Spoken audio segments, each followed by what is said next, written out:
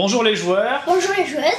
Aujourd'hui, nous vous présenterons un jeu familial qui s'appelle Ubongo, qui est un jeu qui ressemble un petit peu à Tetris, le jeu de vidéo de référence, puisqu'en fait, on doit, sur un plateau individuel, réussir à positionner des pièces. Donc il y a deux niveaux de difficulté. Positionner 3 pièces ou positionner 4 pièces. Donc ça permet par exemple quand on joue avec des enfants, bien les adultes jouent avec un positionnement de 4 pièces et les enfants jouent avec un positionnement de 3 pièces. Du coup ça permet d'être un bon jeu familial qui soit équitable quel que soit l'âge des participants. Donc comment se passe une manche? Donc le jeu se passe en 9 manches et dans chacune des manches nous allons tirer un dé qui va représenter, qui va nous désigner une des 6 figures. Donc par exemple, lorsque l'on tire le dé, si on désigne le bouclier tribal, on va avoir un certain nombre de pièces qu'il faudra placer ici pour compléter entièrement son plateau. Le premier qui réussit à compléter son petit plateau individuel, il dit Ubongo. Voilà, il dit Ubongo.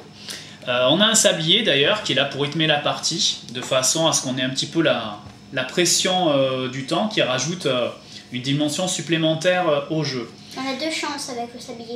Alors oui, effectivement avec le sablier on a 2 chances.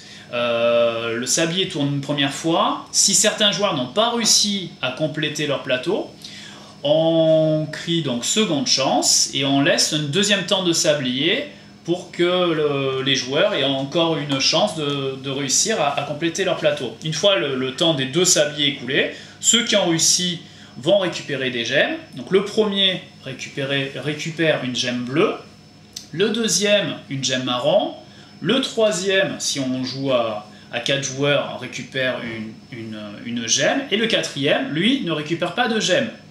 Mais il y a un côté aléa supplémentaire dans le jeu qui est assez sympa puisque en plus des gains qui récompensent les premiers joueurs, nous allons tirer dans un sac en tissu aléatoirement une gemme supplémentaire. Donc il existe des gemmes de 4 couleurs différentes.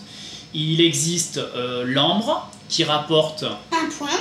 Il existe l'émeraude qui rapporte 2 points. Il existe le saphir qui rapporte 3 points. Et le rubis qui rapporte 4 points. Voilà. Donc, une fois qu'on a fini les 9 manches, il suffit de compter toutes les gemmes que l'on a remportées pour savoir qui gagne la partie. Donc là, on va faire un petit exemple rapide sur une manche. Donc, Alessandro va tirer le dé. Il obtient le symbole éléphant. Donc, nous allons regarder sur notre plateau ce qu'il faut qu'on prenne comme pièce. On met en avant le sablier et c'est parti. Donc là, vu qu'Alessandro a 8 ans, lui il joue avec 3 pièces et moi je joue avec 4 pièces. Donc c'est un jeu de rapidité, d'observation. Ça c'est très sympa dans l'idée. Ubongo. Voilà, bravo. Alessandro a réussi. Et donc, je prends du coup, il prend la gemme bleue et moi je continue à chercher la bonne solution. Alors, vais-je y arriver? Alors, on va essayer comme ça. Alors, cette pièce-là, elle n'est pas évidente. Ça commence à prendre forme. Seconde chance. Donc là, j'ai déjà un sablier de 2 passés. Donc du coup, je peux continuer à essayer de chercher sans pénalité. Et là, j'ai réussi. Donc du coup, moi, je vais prendre une gemme brune. Alessandro a pris sa gemme bleue. Et après, on va tirer une gemme supplémentaire. Voilà. Et on jouera comme ça, 9 manches. Et à chaque fois, on tirera un nouveau plateau. Donc il y a beaucoup de plateaux individuels différents, donc ce qui permet d'avoir un jeu très riche, très varié, et avec une très bonne rejouabilité. Mais écoutez, on vous a tout expliqué. C'est vraiment un très bon jeu, très facile à jouer, à expliquer, très sympa.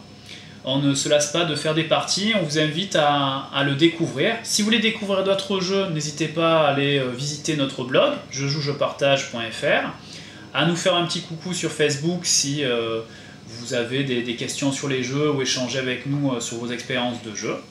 On vous souhaite une bonne journée et on vous dit à bientôt. N'oubliez pas de mettre un pouce bleu.